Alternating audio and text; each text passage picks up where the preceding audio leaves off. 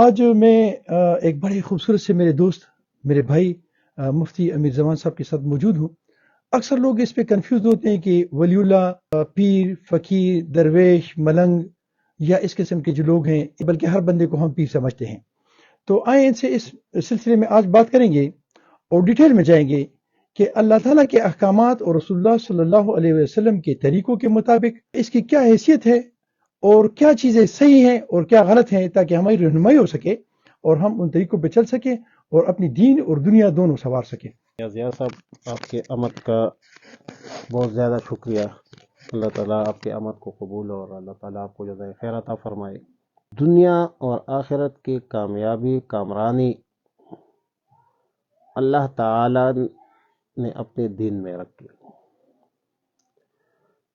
دین کیا ہے؟ اللہ رب العالمین کے احکامات اور رسول اللہ صلی اللہ علیہ وسلم کی تعلیمات کا نام دین ہے۔ الذین کفروا اولیاءہم الطاغوت یخرجونہم من النور الی الظلمات۔ جو طاغوتی لوگوں کے اہلکار ہے وہ لوگوں کو اندھیروں سے نکالتے نہیں ہے بلکہ نور سے اندھیروں میں دھکیلتے ہیں۔ صحیح۔ اور اب ظاہر ہے کہ ولی اللہ وہ ہے جس پر لا خوف علیہم ولا هم یحزنون۔ فرق اتنا ہے کہ انبیاء علیہم السلام اپنی رسالت و نبوت معجزات کے اساس پر آسمانی کتابوں کی بنیاد پر ثابت کرتے ہیں۔ عیسیٰ علیہ السلام کا معجزہ وَأُحْيِي الْمَوْتَى بِإِذْنِ اللَّهِ وَأُبْرِئُ الْأَكْمَحَ وَالْأَبْرَصَ بِإِذْنِ اللَّهِ۔ موسیٰ علیہ السلام کے پاس ید بیضا ہے، عصا ہے۔ انبیاء علیہ السلام کے پاس جو ہدایت کے ذرائع ہوتے ہیں اور لوگوں کو اللہ کی طرف بلاتے ہیں دعوت کی بنیاد پر، معجزات کی بنیاد پر، دلائل اور شواہد کی بنیاد پر، اور اولیاء اللہ جو ہے وہ بھی قرآن و سنت کی روشنی میں طہارت نفاست کی بنیاد پر، دعوت و تبلیغ کی بنیاد پر لوگوں کو بلاتے ہیں دین کی طرف کہ ادعو الی اللہ وداعیا الی اللہ۔ جو دیندار اولیاء اللہ ہے وہ ان کے پاس کرامت ہو سکتی ہے، لیکن ایک بندہ نہ نمازی ہے، نہ اللہ کے احکامات اور رسول اللہ صلی اللہ علیہ وسلم کے تعلیمات کا پابند ہے، نہ ان کے پاس علم ہے، تو اس کو آپ پھر ولی کیسے مانو؟ کار شیطان میں کند نامش ولی گر ولی ای است لعنت بر ولی۔ اگر ولی ایسا ہے تو ایسی ولی پر بھی لعنت ہے۔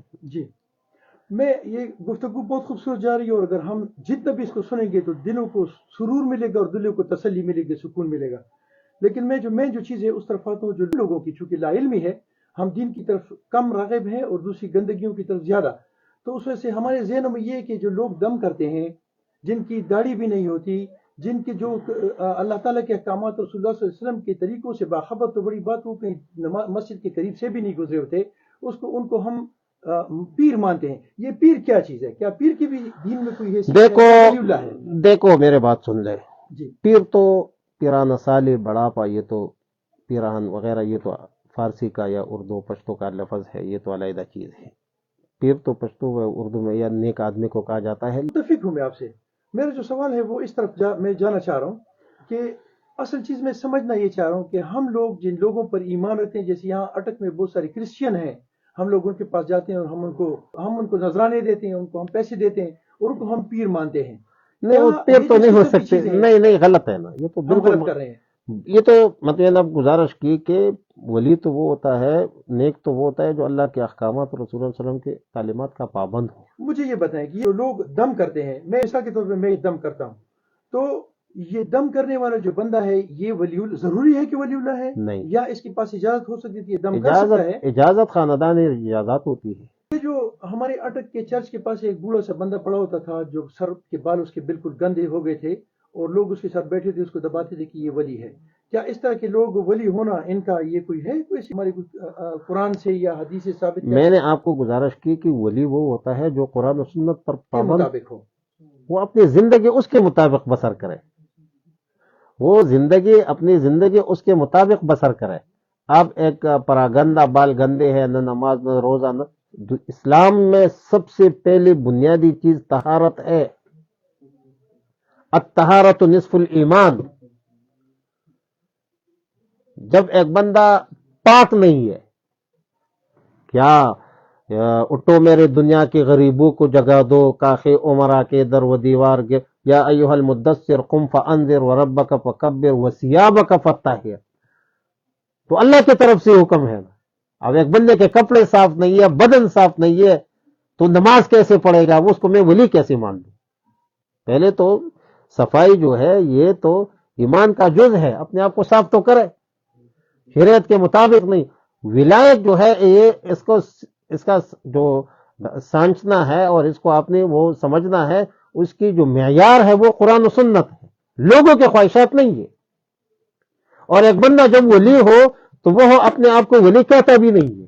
میں آپ کے مطلب یہ سمجھا ہوں کہ اللہ تعالیٰ کے احکامات اور رسول اللہ صلی اللہ علیہ وسلم کے خوبصورت طریقوں پر چلنا، باشرہ رہنا، اور ایک مدرسے یا کسی دارالعلوم سے علم حاصل کر کے فیض یافتہ فیض یافتہ میری طرف بندہ جو ہے نا میٹرک کر کے وہ ولی نہیں بن جائے گا، چلتے چلتے بس وہ ولی اللہ بن جائے گا. نہیں، فیض یافتہ ہو تو پھر تو اللہ کا مالک ہدایت تو اللہ کے اختیار میں ہے. عام بندہ بھی ولی بن سکتا ہے لیکن قرآن و سنت کا پابند ہو.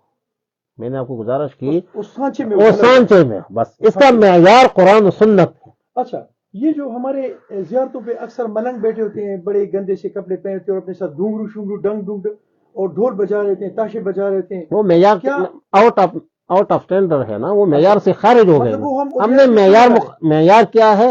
واطیعوا اللہ واطیعوا الرسول. ہم مسلمان، ہم پاکستان کے لوگ تو ان کو بھی اولیاء کرام سمجھتے ہیں، ان کی قدر عزت. میں یہی کہتا ہوں ہم معیار کو نہیں سمجھتے نا، ہم تو مقدار کے پیچھے پڑ گئے نا. ہم ایک چیز کی کیفیت کو تو نہیں سمجھ رہی ہے. جی صاحب، ایک چیز میرے ذہن میں اور ہے کہ عام طور پر مثال کے طور پہ ہمارے پاس کسی چیز کو دم کرنے کی اجازت ہوتی ہے تو ہم اس پر کہتے ہیں کالا بکرا لا اور کالا کٹ. کیا قرآن جو ہے وہ اتنی چھوٹی چھوٹی قیمتوں پہ بکے گا کہ ایک مرغی مجھے دیں گے اور میں اس کو دم کروں گا؟ وہ تو بطور صدقہ علیحدہ چیز ہے. نہیں، میں مانگوں گا وہ چیز کہ آپ نہیں ہوتا وہاں، وہ تو علیحدہ چیز، تو بزنس ہو گیا نا. بزنس ہو گیا. مطلب اگر آپ اپنی طرف سے مجھے کوئی چیز دیں تو میں لے سکتا ہوں. Thank you G.